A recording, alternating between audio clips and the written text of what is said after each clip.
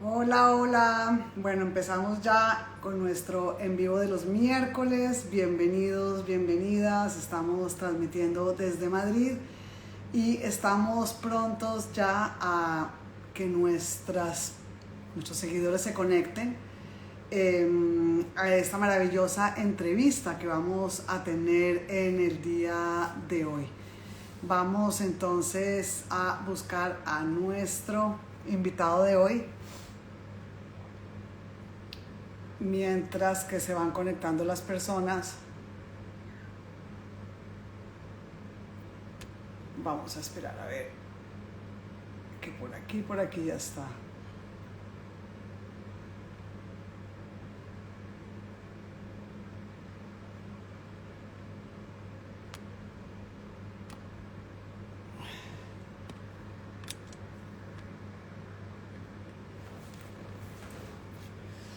A ver, a ver.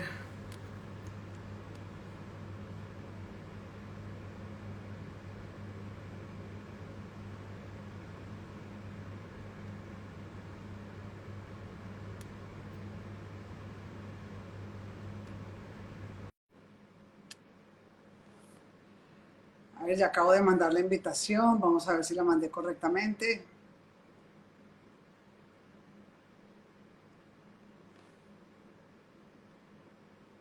Porque nuestro invitado de hoy tiene varias redes sociales, entonces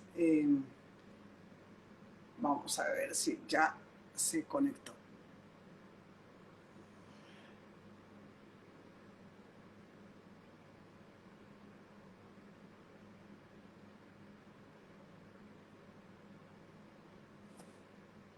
Vamos a esperar a ver un momentito, a ver.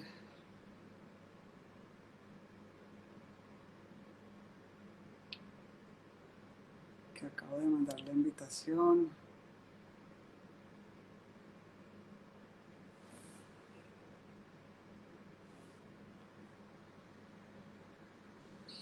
Ahora sí. Hola Roger, ¿cómo estás? Hola Paula, buenas tardes, ¿qué tal? ¿Cómo estás? Bueno, bien, bien. Estaba un poquito confundida porque como tienes dos redes sociales, dije, bueno, no vaya a ser que te invite por la que no es, pero estamos en la correcta, ¿verdad? Estamos en la correcta, sin duda. ¿Qué tal? Bueno, ¿Todo bueno, bien? qué maravilla. Muchísimas gracias por invitar esta invitación a esta entrevista desde Madrid. Es un gusto para mí y para todos nuestros seguidores conectarnos contigo, con tu alma, con la maravillosa persona que eres, generosa, con todos tus talentos que hemos estado conociendo, quienes te seguimos y quienes te conocemos a través de la labor maravillosa que haces para llevarle literatura al mundo. Te voy a presentar porque tenemos personas en América Latina que quizás no te conocen y que ya se están empezando a conectar. Nuestro invitado de hoy es Roger Domingo. Él es director editorial y mentor para escritores. Maravillosa profesión esta porque sabemos que hoy en día la humanidad está ávida de literatura, de conocimiento, sobre todo durante la pandemia y durante estos tiempos vertiginosos que hemos vivido todos. Hemos estado todos con mucha sed de leer, de conocer, de tomar cursos, de aprender y de alimentarnos espiritualmente y académicamente con todas las maravillas que nos regalan los libros.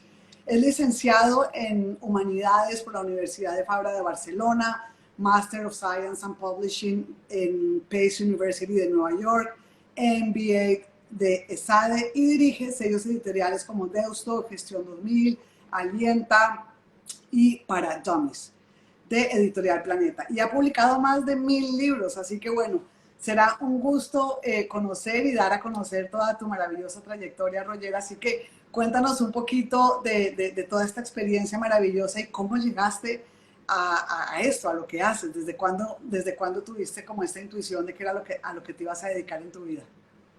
Uy, pues desde muy jovencito, desde muy jovencita sabía que era alguien de letras y estudié letras, ¿no? Estudié humanidades y en realidad un poco el destino me fue llevando por ahí porque lo que hacíamos en la facultad, estudiando humanidades, básicamente pues nos teníamos que ganar un dinero para pagar el piso y para vivir, etcétera.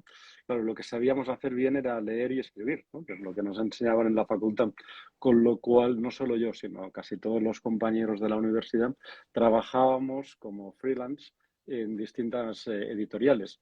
y luego, pues, cuando había un trabajo, porque claro, la idea era que nunca podías decir que no, porque si decías que no, igual no te volvían a llamar, ¿no? Luego a veces a uno le encargaban mucho trabajo, luego lo repartía con los compañeros y así pasamos la universidad haciendo correcciones de estilo para las editoriales, trabajando en enciclopedias, escribiendo libros para otros o escribiendo artículos para...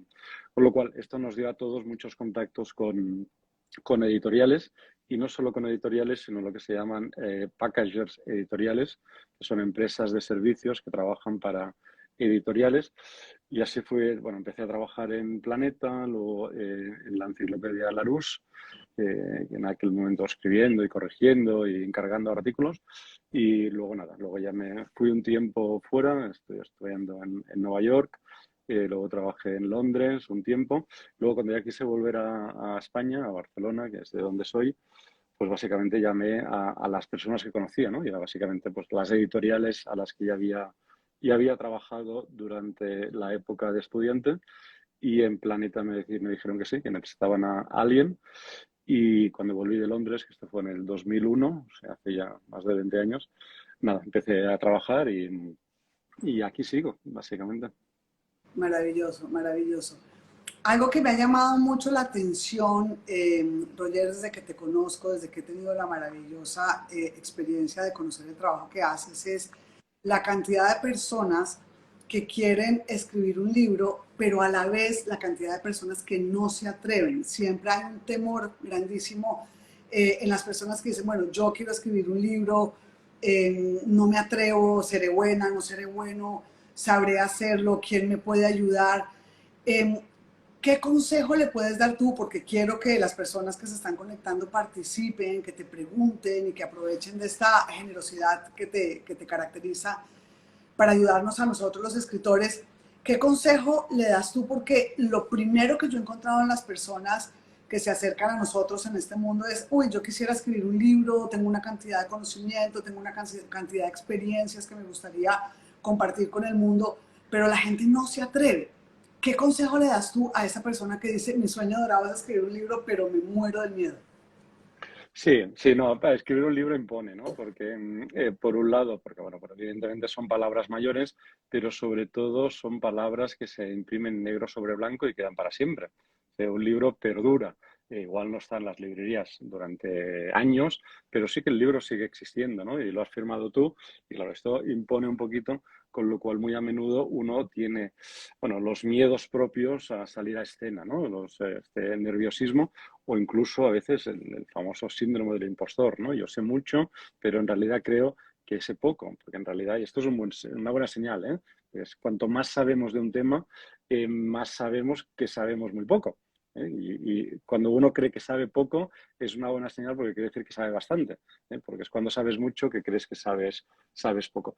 No, mi consejo siempre es perder el miedo, escribirlo. Escribirlo no significa publicarlo. Es decir, primero hay que escribirlo y luego publicarlo. Con lo cual, lo primero es escribirlo y luego ya decidiremos si lo vamos a publicar o no lo vamos a publicar. Y en caso de que lo queramos publicar, si va a ser con una editorial, si lo autopublicaremos, etcétera, ¿no? Pero como que esta es una cosa que vendrá después, podemos escribirlo y sin estar obligados a publicarlo. Lo escribimos, si estamos cómodos, si nos gusta el resultado, pues luego ya damos el paso. Con lo cual, lo primero, para quitarse el miedo, es decir, oye, yo lo voy a escribir y luego ya voy a ver qué hago con él, ¿no? Lo intento publicar o simplemente lo guardo en un cajón y ya veré dentro de un tiempo si lo saco de ahí o ahí se queda durmiendo el sueño de los justos. Con lo cual, lo primero de todo es eliminar presión, eliminar el miedo y intentar escribirlo. ¿Cómo hay que escribirlo? Pues básicamente hay que hacer dos cosas. Preparar muy bien el terreno, de preparar todo lo que es la fase previa de presentación, de modo que cuando lo escribamos ya sepamos exactamente qué vamos a escribir y cómo, en qué orden, qué capítulos, qué trama, qué subtramas, en caso de que sea un ensayo, qué ideas fuerzas cada capítulo, etcétera. De modo que no nos pongamos a escribir un poco a ciegas, sino habiendo planificado este viaje, ¿eh? Lo que tenemos que hacer es trazar un mapa. Entonces, si queremos viajar pues, desde Madrid a Helsinki, lo más probable es que veamos, si vamos en coche, pues dónde pararemos, en qué hoteles nos hospedaremos, por dónde vamos a pasar, qué visitaremos, dónde pasaremos más días, etcétera, ¿no? Pues esta ruta la tenemos que planificar en nuestro libro. De modo que cuando nos pongamos a escribir, lo único que tenemos que hacer es trasladar estas ideas que previamente ya hemos trabajado al papel, ¿eh? Y en el orden que hemos trabajado. Y de este modo, digamos, consigues aminorar la presión y saber perfectamente cuál es en esa hoja de ruta todo lo que has trazado, de dónde partes y a dónde quieres llegar. Una vez lo tengamos ya escrito, luego lo suyo es dejarlo reposar. Bueno, lo primero es registrarlo, por supuesto, en el registro de la propiedad intelectual. Lo dejamos reposar con la idea de que volvamos a él con ojos renovados, ¿eh? Tiene que dejarlo suficiente tiempo, un par de meses, 3 meses, de modo que cuando lo volvemos a leer casi nos sorprende. Estamos leyendo y dices, oh, qué maravilla, esta frase la he escrito yo, por Dios, ¿no? Que tengamos que nos sorprenda, ¿no? Que sea un libro, un texto que casi podría haber escrito otra persona. Y ahí se trata de, en esa segunda lectura, ya reposada, de eliminar pues, incorrecciones, repeticiones, cosas que no se entienden, etc. Durante este tiempo en el que estamos reposando, podemos aprovechar para enviárselo a lectores beta. Esto nos ayuda mucho, ¿eh? Tenemos 3 meses, se lo enviamos a lectores beta para que nos den su feedback. A estos lectores beta, como que generalmente son amigos, familiares, gente que nos quiere bien, ¿no? Siempre querrán decirnos, oh, maravilloso, que premio Nobel, ¿no? Has escrito el bestseller del año. No les tenemos que preguntar ni si les ha gustado. Es decir, que les haya gustado más o menos nos resulta indiferente. Simplemente hay que preguntar si lo han entendido todo, si han echado de menos algo, si hay alguna cosa que les ha resultado extraña, incluso ofensiva, ¿no? Porque puede ser que sin querer hayamos ofendido a un colectivo. Vivimos en la era de los ofendiditos, con lo cual muchas veces no lo hacemos voluntariamente, pero aún sin querer podemos haber dicho algo, escrito algo que pueda haber molestado a un colectivo en concreto. Y básicamente todo el feedback se entienden los ejemplos, se entienden los chistes, por ejemplo, si hay chistes, has tenido que repetir algún párrafo que no hayas entendido, con lo cual cosas muy técnicas. Luego, con ese feedback, filtrarlo, porque no siempre, digamos, lo que diga lo tenemos que valorar, ¿no? Hasta qué punto lo que dice esta persona pues, es correcto, no es correcto, me sirve, no me sirve. Filtrarlo, introducirlo en el texto, haciendo las modificaciones pertinentes y a partir de ahí ya decidir si lo queremos publicar o no lo queremos publicar. Qué maravilla. O sea que nadie se imagina realmente todo ese recorrido que hay, todo ese trasegar antes de llegar a ese momento en el cual tu libro es publicado, al lanzamiento de tu libro. Muchas veces las personas que no pertenecen al mundo de la literatura piensan que los escritores escribimos un libro y que nos demoramos quizá 2 o 3 meses y que después simplemente se lo mandamos a la editorial, se publica y ya llega a las librerías. Nadie se imagina realmente todo ese camino que hay que recorrer antes de que llegue nuestro libro a una vitrina o a una librería. Y en tu experiencia, ¿cuáles son los momentos más duros que tiene un escritor, la cantidad de escritores que tú has acompañado a lo largo de tu trayectoria, de tu carrera? ¿Cuáles son los momentos más duros que tú encuentras que los escritores enfrentamos en esta tarea? Sí, buena pregunta. Hay dos momentos muy difíciles y por los que todos los autores invariablemente pasan.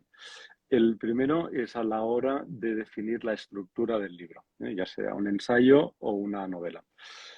¿Qué ocurre? Que al principio se hace bola, ¿no? Al principio es un mundo enorme, no sabes por dónde empezar y te cuesta mucho empezar a trabajar.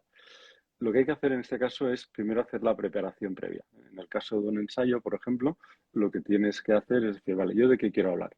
Y hacer una lista, como si hicieras una especie de brainstorming contigo mismo, una lista de todas aquellas cuestiones de las que quieres hablar. Ir soltando todas las ideas, aunque sea desordenadamente, ¿no? Y las vas apuntando en una hoja. La siguiente fase es de todas estas ideas ir agrupándolas en temáticas. Vale, pues esto va aquí, esto va allá, lo vas agrupando en temática. Porque luego, cuando lo acabas de refinar, esas temáticas son los que son los capítulos. Y luego dices, vale, el primer capítulo voy a explicar esto, el segundo capítulo voy a defender esto, el tercer capítulo voy a contar esta parte. Y así vas haciendo capítulo 1, capítulo 2, capítulo 3 con el resumen de cada capítulo. Cuando tienes esto, aunque no lo parezca, ya tienes la mitad del ensayo escrito, porque ya sabes perfectamente lo que vas a escribir, con lo cual desaparece la presión.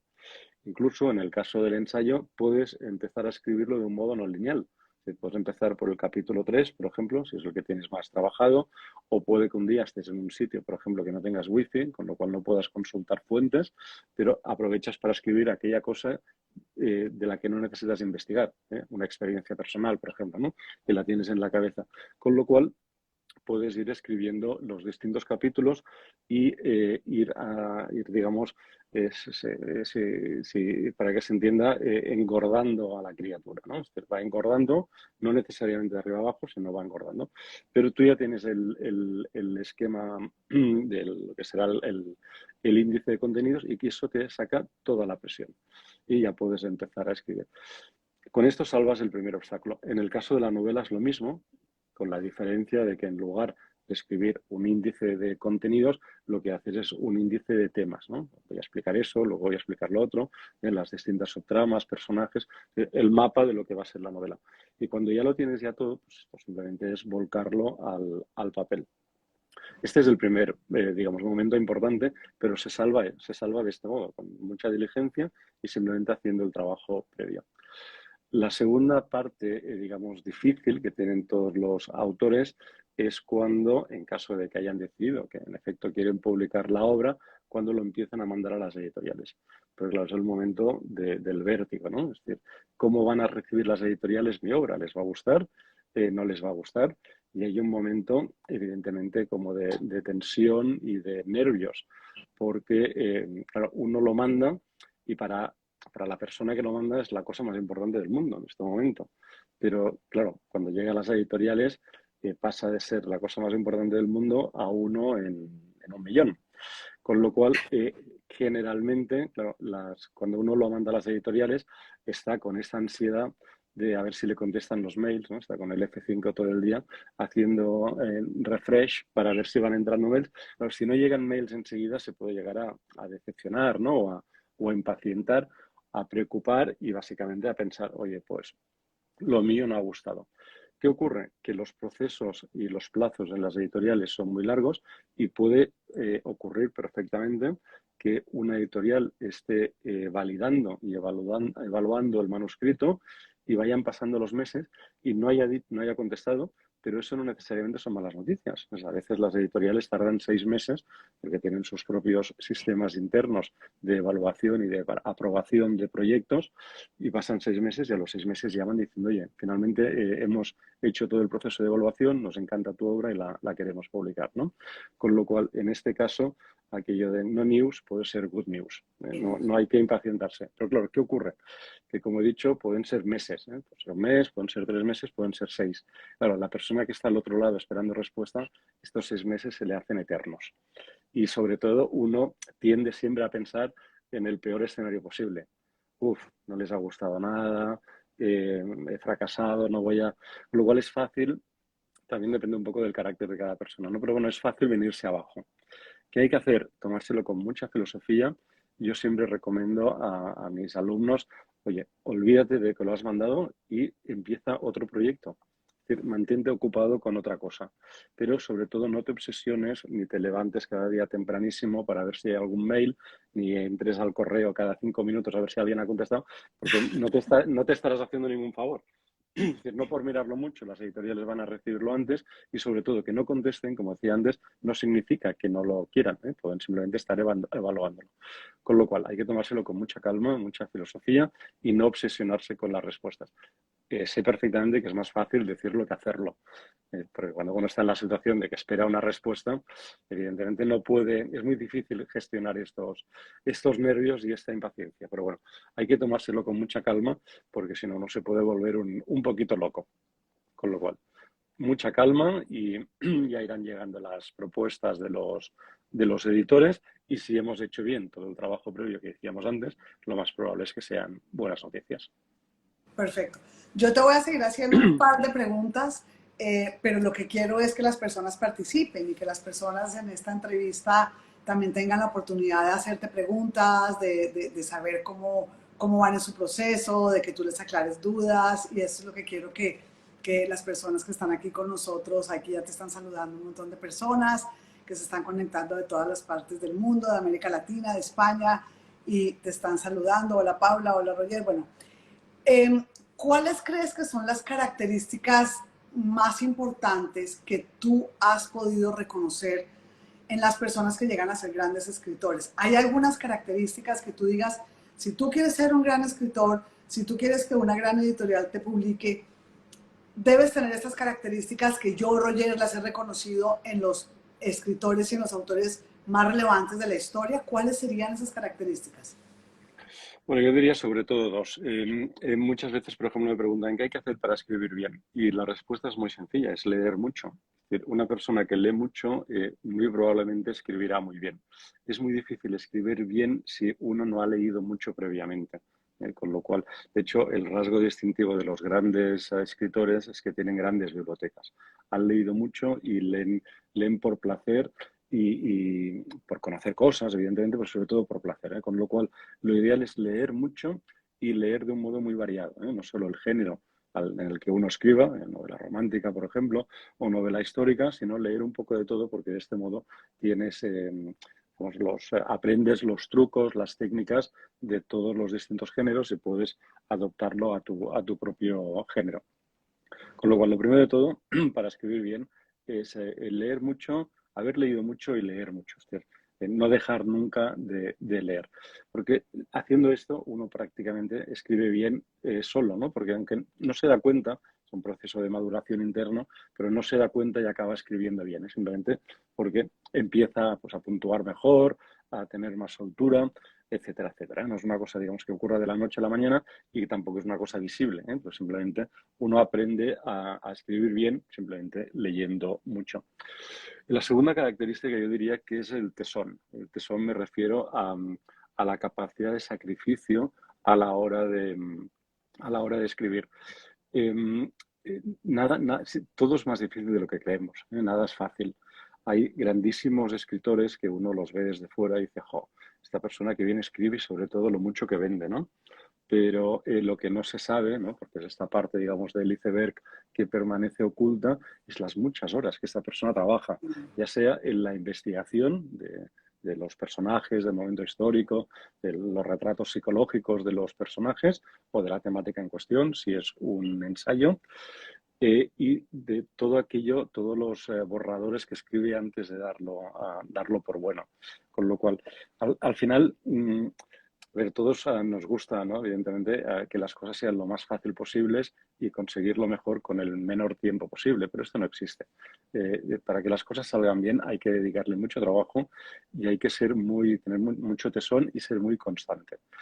Otra de las características de los grandes escritores es que todos tienen hábitos de escritura muy marcados. Es un poco aquello de que decía Picasso, ¿no? Que la inspiración me pille trabajando. Claro, si no te pilla con el pincel, no, luego tienes que estar con el pincel en las manos, ¿no? En este caso con el teclado. ¿Qué es lo mejor para eso? Buscar hábitos de escritura. Buscar un momento a lo largo del día donde solo se haga esto, ¿no? Cada persona, cada autor tiene sus hábitos, ¿no? Pero puede ser levantarse temprano y de 6 a 8, antes digamos que empiece el día, los niños, etcétera, ir al trabajo, de 6 a 8 encerrarse a escribir. Incluso puede ser que a veces uno se encierre de 6 a 8 a escribir y ese día no escriba nada, porque no esté inspirado o porque se esté peleando con una frase. Da igual, aunque no haya avanzado, en el fondo sí que ha avanzado. Igual no ha avanzado, no ha escrito 3 páginas, pero le ha estado dando vueltas a la cabeza, le ha estado madurando cosas. Seguro que al día siguiente, cuando se vuelva a sentar, la cosa ya va a fluir mejor, ¿no? Con lo cual, tener unos hábitos muy marcados y esto es muy importante, no levantarse nunca de la silla.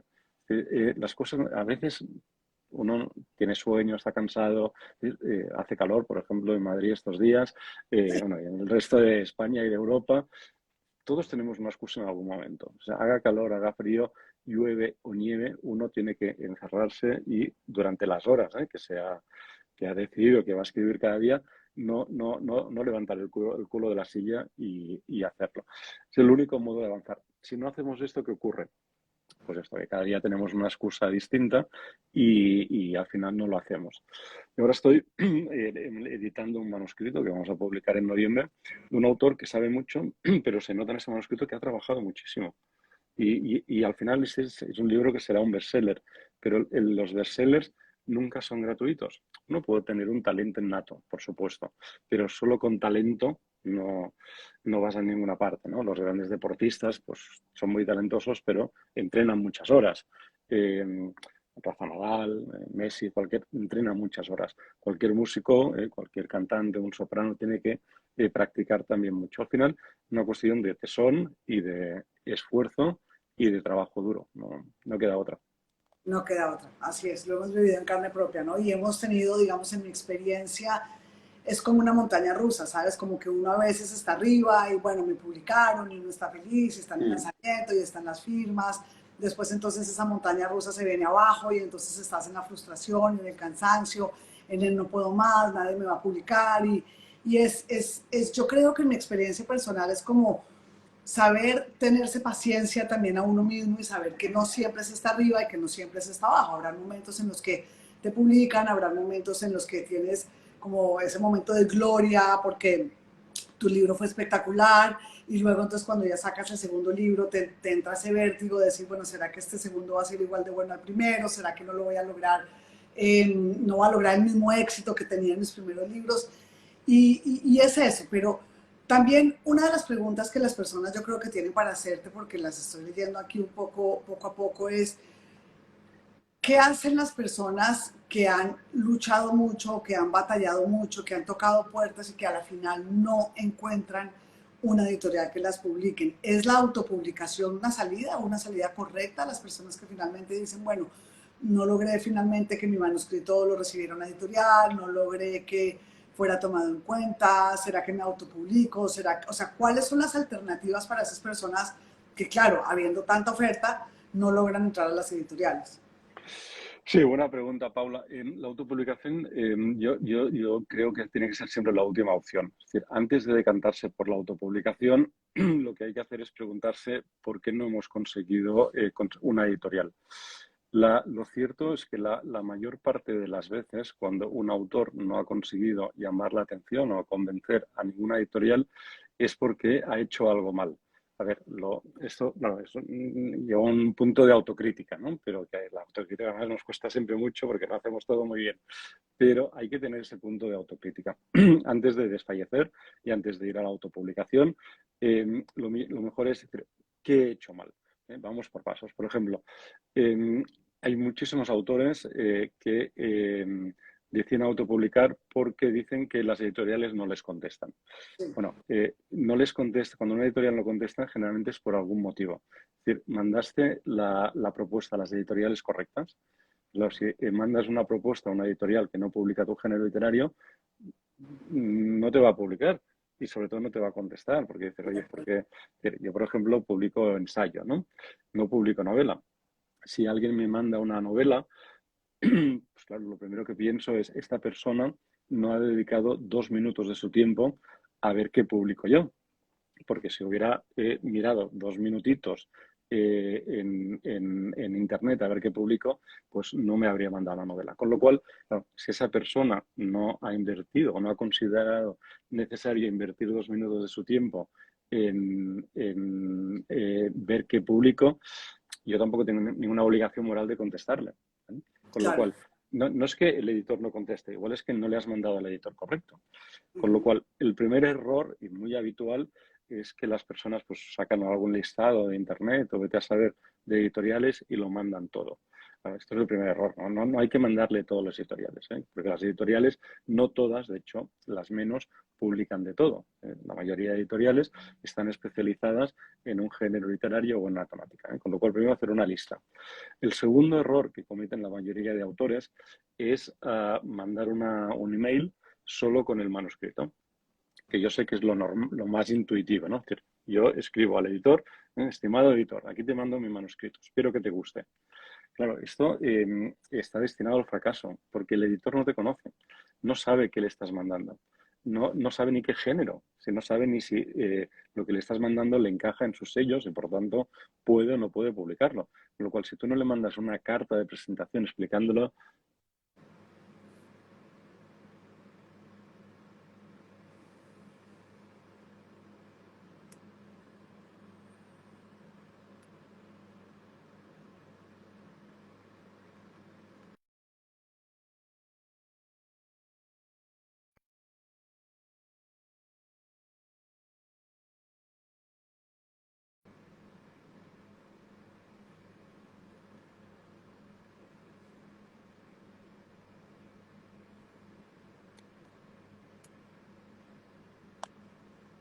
A ver, yo creo que tenemos acá, yo creo que Roger tuvo un problema de internet. Vamos a volverlo a invitar.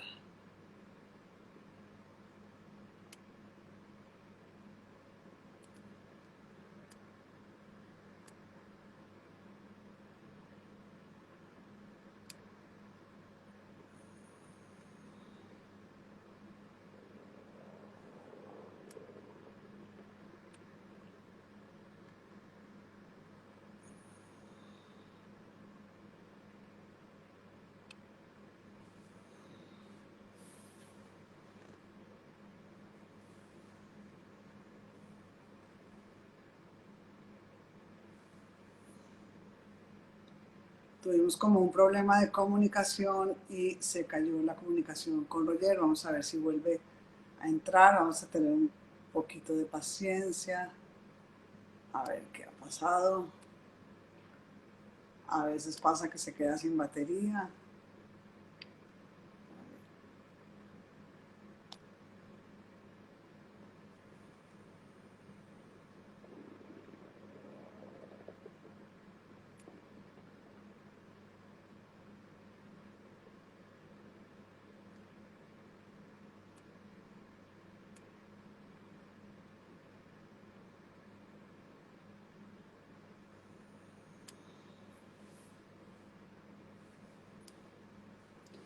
Bueno, vamos a esperar un ratito a ver si se vuelve a conectar Roger. De todas maneras, estábamos hablando de aquellas cosas que queremos hacer las personas que escribimos un manuscrito y que lo mandamos a que una editorial nos publique, cómo hacer para que nos publiquen, qué pasa cuando no nos responden, cómo manejamos ese vértigo de aquello que sentimos si no nos publican.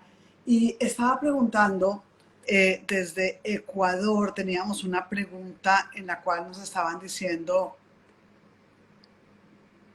¿existe un listado de editoriales españolas? Sí. Luego, ¿qué útiles están siendo las preguntas y respuestas? Bueno, gracias. ¿Qué tan malo es revisar varias veces el manuscrito antes de la propuesta?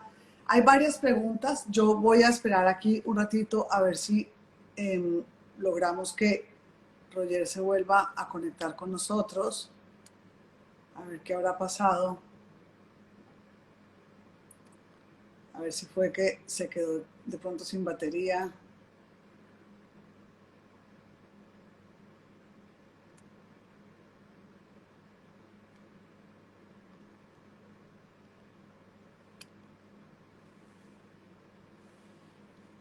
Pero básicamente de lo que yo he podido aprender en el curso que estoy tomando con Roger y mientras que logramos que se vuelva a conectar, básicamente uno de los errores que cometemos muchas veces los autores es que mandamos el manuscrito a muchas editoriales.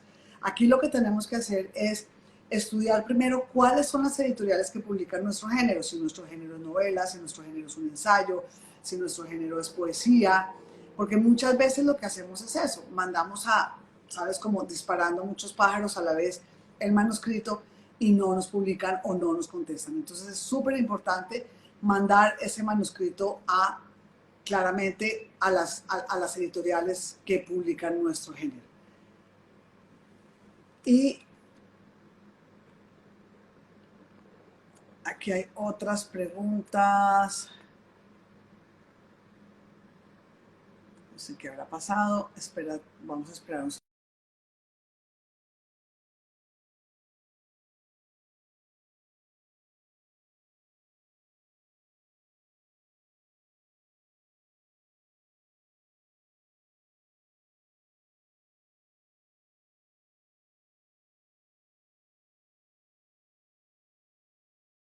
vuelta.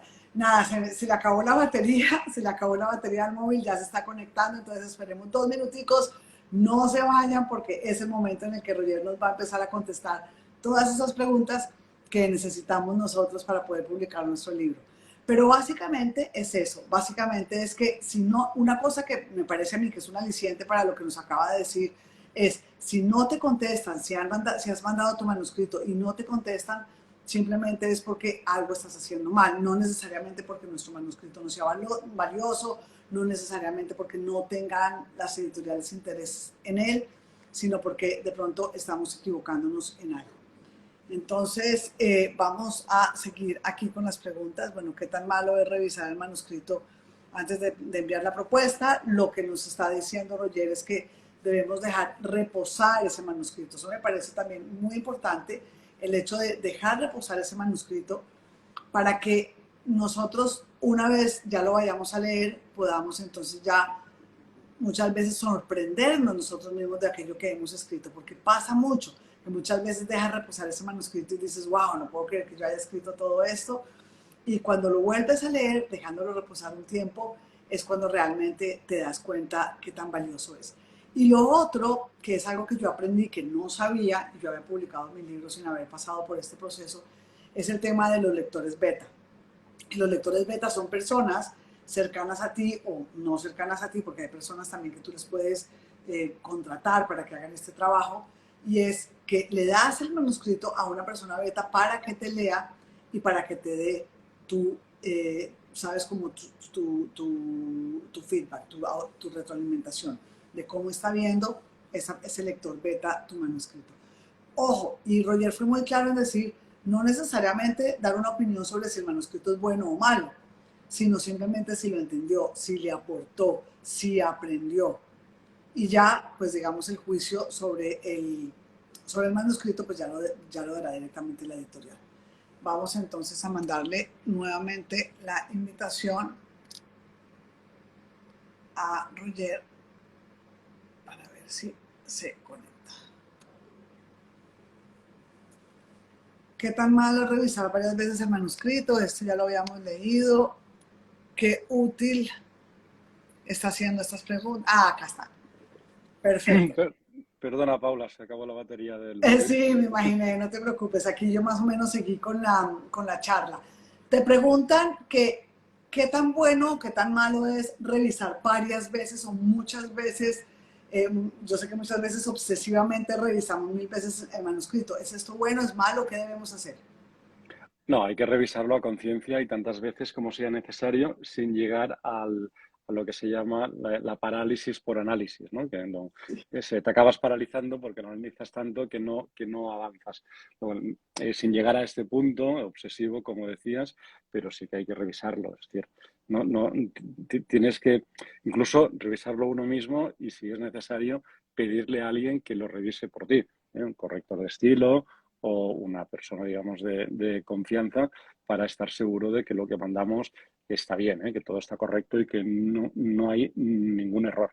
Eso sí, sin llegar en algún momento hay que soltarlo, ¿eh? No, pero al final uno nunca lo quiere soltar porque evidentemente siempre hay algo mejorable, alguna frase que suena mejor de otro modo, algún cambio que quiera, pero en algún momento cuando estemos seguros de que está todo bien, hay que coger fuerzas y soltarlo.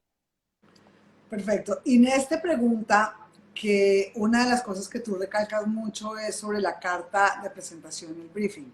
Para las personas que no conocen muy bien qué es esto, ¿cómo se les puede explicar? Sí, es muy sencillo. Básicamente, antes de que se acabara la batería, decía que lo que no se puede es mandar el manuscrito sin más, ¿no?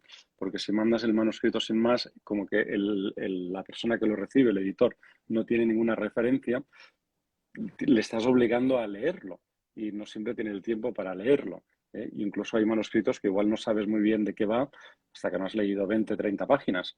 Con lo cual, en lugar de mandar el manuscrito entero, que yo entiendo que es lo intuitivo, ¿eh? Pero no es lo que se debe hacer, hay que acompañar al manuscrito de dos cosas. En primer lugar, una carta de presentación, que es una carta, que es el cuerpo del email, donde te presentas y presentas la obra. ¿Eh? Y lo primero que tienes que decir es a qué género pertenece. Estimado editor, me complace enviarte mi novela histórica, tal, o me complace enviarte mi ensayo sobre tal cosa, o mi libro de desarrollo personal. Con lo cual ya le estás diciendo exactamente al editor a qué género pertenece. Y luego hay que presentar la obra con una sinopsis muy pequeñita, pero básicamente explicando de qué va. Y luego tienes que presentarte a ti mismo, es decir, quién eres, has escrito antes, no has escrito antes, a qué te dedicas, sobre todo si es vinculante con la temática. Si escribes un libro sobre medicina, pues si dices que eres médico o un médico reconocido, pues evidentemente te da puntos. Y luego hay que explicar también, en la medida de lo posible, en caso de que la editorial decida publicar la obra, cómo como autores podremos apoyarla. Tenemos redes sociales, tenemos una comunidad que nos sigue. Tú, por ejemplo, Paula, eres columnista de la revista Semana. Oye, pues tengo una plataforma, que es la revista Semana, y muchas otras en la que escribes, donde podré hablar de mi libro, o tengo contactos en prensa, porque, por ejemplo, pues, me hacen entrevistas. En el caso del ensayo, por ejemplo, es muy importante explicar si das conferencias o das clases, das talleres, porque ahí ya tienes un público cautivo al que le puedes vender la obra. O simplemente si tenemos un podcast, por ejemplo, hay una serie de gente que ya nos escucha, tenemos un canal de YouTube, con lo cual también tenemos una audiencia previa, o, por ejemplo, una lista de correos. Hay autores que no tienen redes sociales, cero, pero tienen una lista de correos a las que le mandan mails habitualmente que responden muy bien, ¿no? Con lo cual, ¿cómo podemos ayudar a la editorial a dar a conocer la obra? Por tanto, si tenemos comunidad o no. Bueno, esto es un mail muy sencillo de presentación, que es lo que se escribe en el cuerpo del mail y es lo que le permite al editor pues una primera toma de contacto. Esto hay que hacerlo muy bien porque, como siempre decimos, no hay una segunda oportunidad para causar una primera buena impresión. Lo primero que va a leer es la carta de presentación, por tanto, tiene que estar bien redactada, bien estructurada, sin faltas de ortografía, etc. Y a continuación, lo que hay que hacer es añadir el briefing. ¿Qué es el briefing? El briefing es como el resumen de la obra. No tiene que ser también corto, siempre es muy conciso, y tiene que ser un informe técnico, es como un informe de la obra. Explicar a qué género pertenece, a qué obras similares para que el editor se pueda hacer una idea, a qué obras similares se le puede relacionar, y luego explicar el contenido. A veces los atributos editoriales, los atributos comerciales, si es viable, por ejemplo, hacer una película o un documental de la obra y, en caso de un ensayo, la estructura de la obra. Pues lo que decíamos antes del índice. En el primer capítulo explicaré esto, en el segundo explicaré esto, en el tercero esto, etcétera, etcétera. Básicamente, la idea es que el editor se pueda hacer una idea muy fidedigna de cómo es la obra, porque el editor trabaja con estos elementos como si fueran filtros. Entonces, lo primero que lee es la carta de presentación. Si la carta de presentación le parece bien, hace el siguiente paso, que es leer el briefing. Si el briefing le parece bien, el siguiente paso es leer el manuscrito. Es decir, ningún editor va a dedicar 3 días de su vida a leer un manuscrito si no cree que merece la pena. Con lo cual, es una forma de poco a poco ir convenciendo a este editor. Primero le convencemos con la carta, por eso hay que hacerlo muy bien. Cuando lo tenemos convencido, querrá leer el briefing. Ahí acabamos de despertarle este interés por la obra y dices, oye, pues esto pinta bien, voy a echar un vistazo al manuscrito. Con lo cual es este filtro en 3 fases que hay que hacer muy bien para que consigamos despertar este interés en que lea el briefing, en que lea el manuscrito, perdón, y diga, oye, pues esto realmente puede funcionar y nos haga una oferta. Perfecto. Roger, ¿cuáles son los libros que tienen más auge, que más se venden en el día de hoy? ¿Qué género? En novela, la novela contemporánea, por supuesto. También la novela histórica, que cada vez vende más. La novela negra tuvo su momento, ahora un poquito menos. El chick lit también, quizá un poquito menos que antes, pero también se vende muy bien. Y en ensayo, sobre todo el desarrollo personal, pero desde la pandemia el desarrollo personal que tiene que ver con la salud y el bienestar. Es decir, lo que vende muy bien en los últimos 2 años, por ejemplo, son libros sobre salud, libros de microbiota, por ejemplo, salud intestinal y todo lo que tiene que ver con enfermedades o patologías de corte psicológico. por ejemplo, pues, en tratamientos de la soledad, de la ansiedad, de todas un poco todas las secuelas que nos ha ido dejando el COVID. Una de las cosas que ha hecho el COVID es que nos hayamos preocupado mucho más de nuestra salud. Es decir, ha habido un antes y un después, ¿no? Antes pensábamos que la salud era una cosa, digamos, que dábamos por supuesta, que cuando tienes una cierta edad y estás más o menos sano, bueno, no te preocupabas demasiado, pero hemos visto que no, que con el COVID somos mortales y en cualquier momento, aunque tengamos una buena salud, pues podemos enfermar y acabar falleciendo, ¿no? Con lo cual nos hemos tomado mucho más en serio la salud y estamos pensando, digamos, en mayor medida de lo que hacíamos antes de la pandemia, en todo aquello que tiene que ver con nuestro sistema inmunitario, con nuestra alimentación, con el ejercicio, hay muchos libros de ejercicio y también muchos libros que se venden muy bien últimamente de recetas. ¿Por qué? Porque durante el confinamiento volvimos a cocinar o, bueno, no es que dejáramos de cocinar, ¿no? Pero digamos, estuvimos obligados a cocinar más y además teníamos más tiempo para innovar, ¿no? Y hubo mucha gente que le cogió ganas sí, mucha gente, pues para poner un ejemplo tonto, que empezó a hacer pan en casa y nunca había hecho pan, ¿eh? Pues ahora le cogió ganas y siguen pues, haciendo pan, postres, etcétera, ¿no? Con lo cual, ahí vemos que sí que hay un antes y un después con la pandemia. Y luego, en el resto de ensayos, lo que también se vende bien y sobre todo se venderá muy bien los próximos meses son todos los libros relacionados con finanzas personales y libros sobre actualidad económica, que son libros que se venden bien siempre que hay una crisis económica. En el caso de la última crisis, la gran crisis financiera del 2008, hubo un auge de economistas que antes nunca eran conocidos por el gran público, pero que empezaron a salir en medios de comunicación explicando el porqué de la crisis, los culpables de la crisis, cuándo iba a acabar la crisis, ¿no? Economistas que hablaban de la actualidad económica, que publicaran libros muy vendidos y que se convirtieron incluso en bestsellers, cosa que no había ocurrido nunca. Y esto va a volver a ocurrir, ¿no? Todo indica que, bueno, ya estamos, ¿no? En una inflación galopante, pero todo indica además que a la vuelta del verano empezaremos con una recesión o al menos una contracción económica y esto hará que la gente vuelva a preocuparse de su dinero, ¿eh? Libros de inversión, por ejemplo, ya se están vendiendo muy bien. Oye, ¿qué hago con si la bolsa, por ejemplo, lleva todo el año bajando? ¿Qué hago? Mantengo, pongo más, deshago posiciones e invierto en otra cosa.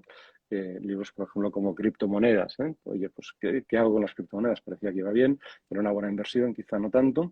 Y luego siempre cosas nuevas. Ahora una de las temáticas que vamos a ver en otoño son cosas como el metaverso, ¿eh? Todas las empresas están empezando a trabajar en el metaverso y seguramente para el año que viene el metaverso en muchas empresas ya será una realidad. Es decir, a la hora de comprar un billete de avión, no solo compraremos el billete de avión en la web tal y como está ahora, sino que podremos entrar dentro del avión para ver dónde nos sentaremos si compramos este billete y poder dar vueltas, ¿no? Con la realidad artificial. Oye, pues cómo de cerca está el de al lado, cómo de cerca está el lavabo, etcétera, etcétera, ¿no? Con estos metaversos que están empezando a crear las empresas, con lo cual habrá también muchos libros sobre el metaverso. Básicamente estos son los grandes temáticas que ahora, digamos, tienen más movimiento. Espectacular.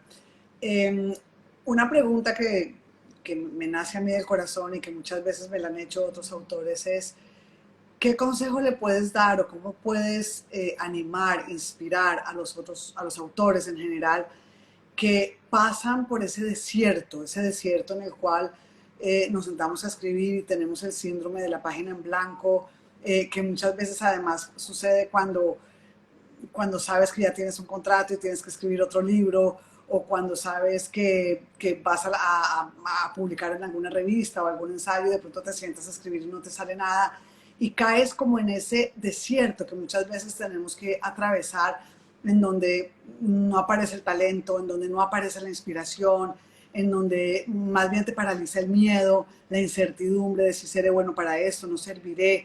Ese desierto de oscuridad en el que muchas veces los autores, bueno, que atravesó García Márquez, que atravesaron muchos escritores y que muchas veces hay escritores que se quedan paralizados ahí y que se pierden en ese momento de angustia y que se quedan ahí.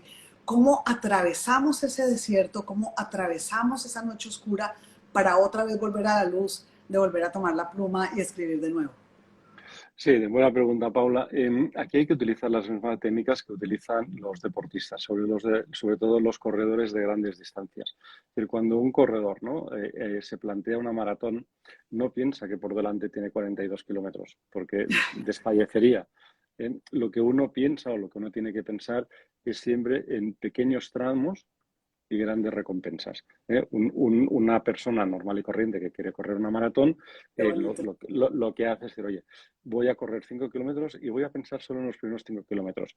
Y es más, cuando haya corrido 5 kilómetros, haré dos cosas. Me daré un premio para felicitarme por haber corrido los 5, y me tomaré, pues, no sé, un vaso de agua, una gominola, algo como premio, y voy a decir correr otros 5. Si no los corro, no pasa nada. Y vas cachito a cachito, pasito a pasito. Y hago 5 kilómetros, premio. 5 kilómetros, premio. De este modo, el objetivo siempre son los siguientes 5 kilómetros, no los 30 y pico kilómetros que quedan, sino los siguientes 5 kilómetros. Con el libro hay que intentar hacer algo parecido. Eh, Ir poco a poco, ¿no? No pensemos que, uy, tenemos que escribir un libro de 300 páginas y me quedan 3 meses. ¿No? Vayamos poco a poco. Si ya hemos hecho bien toda la parte previa de preparación que comentábamos antes.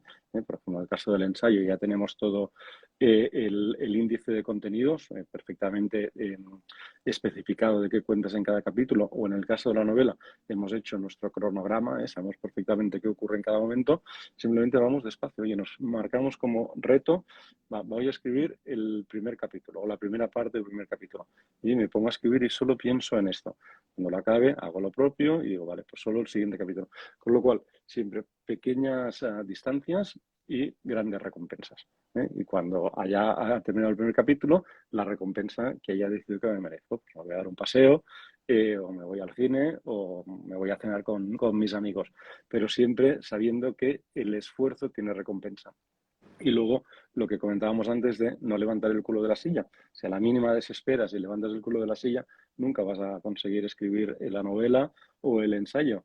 Tú quédate ahí sentado y en algún momento te vendrá la inspiración, pero descarta cualquier tentativa de ir a la nevera, de salir a tomar el aire, de salir, necesito otro cigarro, ¿no? Ya te has fumado 5 cigarros, olvídate.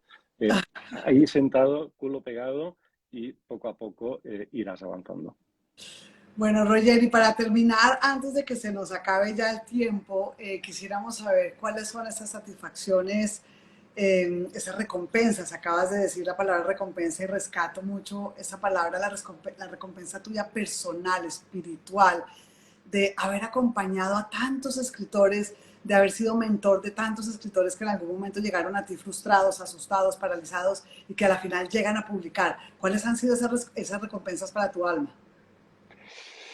Pues simplemente la satisfacción de haber ayudado a que alguien haya publicado un libro y que este libro, siempre en pequeñas dosis, pero haya ayudado a cambiar la vida de alguien.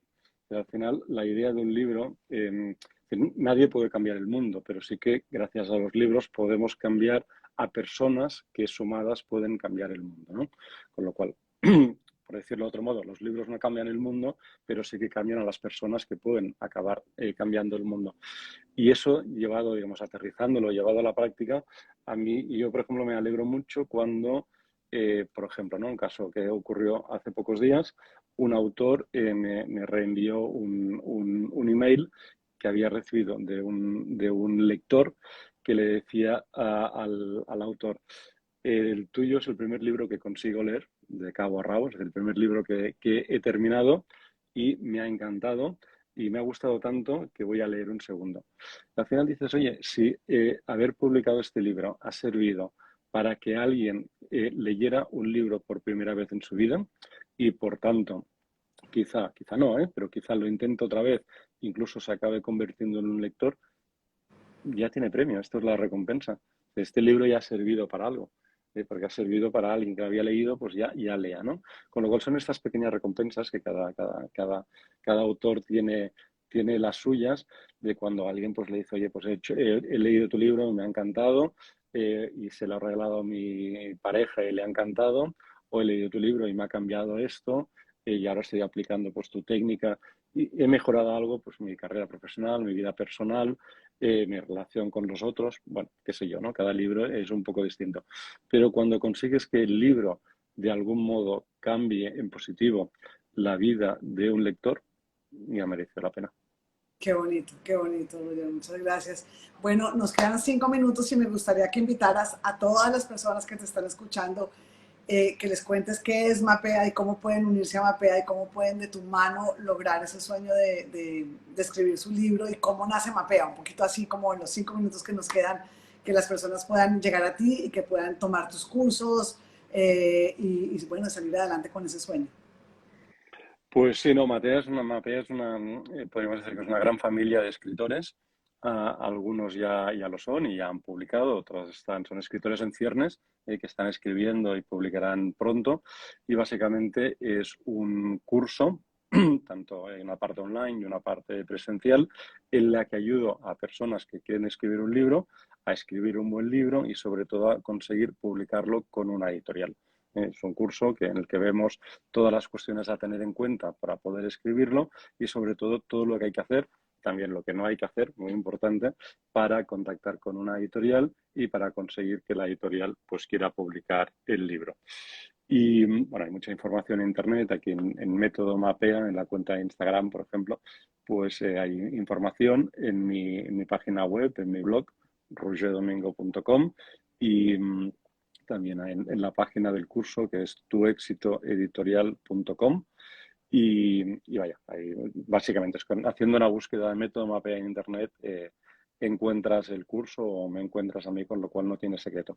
Y básicamente es esto, una familia de escritores, ya cerca de 1000 escritores, que además se apoyan mutuamente, que esto es lo bonito de Mapea, porque además de los contenidos y aparte de lo que aprendes, que en principio pues funciona, ¿no? Hay ya muchos alumnos, ciento y pico, que han conseguido publicar, y además muchos que están a punto de hacerlo, y cada día, de hecho, los alumnos me mandan contratos que le reciben de las editoriales para que revise sus contratos y les diga si está bien, si no está bien, si merece la pena a aceptar la oferta o es mejor esperar otra, con lo cual cada día y casi cada día van saliendo autores, pero lo bueno además digamos, de estos aprendizajes es el acompañamiento de la comunidad.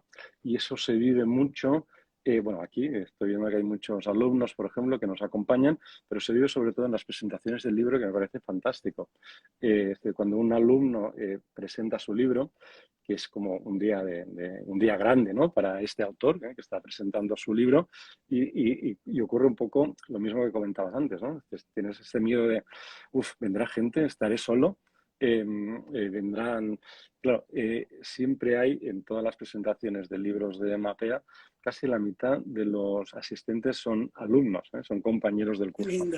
Y esto es muy bonito porque el alumno, el escritor, se siente muy bien acompañado por esta familia Mapea que le apoya en la presentación. Ocurre también en los lanzamientos, ¿no? Cuando uno lanza el libro, ¿qué necesita? Pues que mucha gente hable del libro, ¿no? Porque el libro tenga visibilidad y llegue a cuanta más gente mejor. Y, y esto lo vemos en las redes, ¿no? Pues la gente, no sé, cuelga su libro tráiler o cuelga su link en los grupos que compartimos de Mapea y el resto de alumnos lo comparten en sus propias redes sociales para llegar a cuantas más personas mejor. Con lo cual es, en el fondo, de algún modo, ya ha sido espontáneo, ¿no? Porque esto no lo creas, esto nace espontáneamente, se ha convertido no solo en un curso, sino en una gran familia de personas que se acompañan mutuamente en esta Pues adopción del muchas, libro. muchas, muchas gracias por tu generosidad que te caracteriza, gracias por haber estado con nosotros en esta entrevista. Vamos a mandarla en muchas redes sociales, yo sé que muchas personas la van a compartir porque le va a servir a muchos escritores que van a querer publicar y que gracias a tus consejos lo van a lograr. Así que gracias en nombre de todos los escritores que te han escuchado, que te van a escuchar y gracias por todo el aporte que estás haciendo a nuestra humanidad, Roger. Mil gracias. Gracias a ti, Pablo. Un abrazo muy grande. Un abrazo muy grande, gracias a todos los que nos acompañaron y bueno, vamos a replicar esta maravillosa entrevista de Roger. Un abrazo a todos, chao, chao. Chao.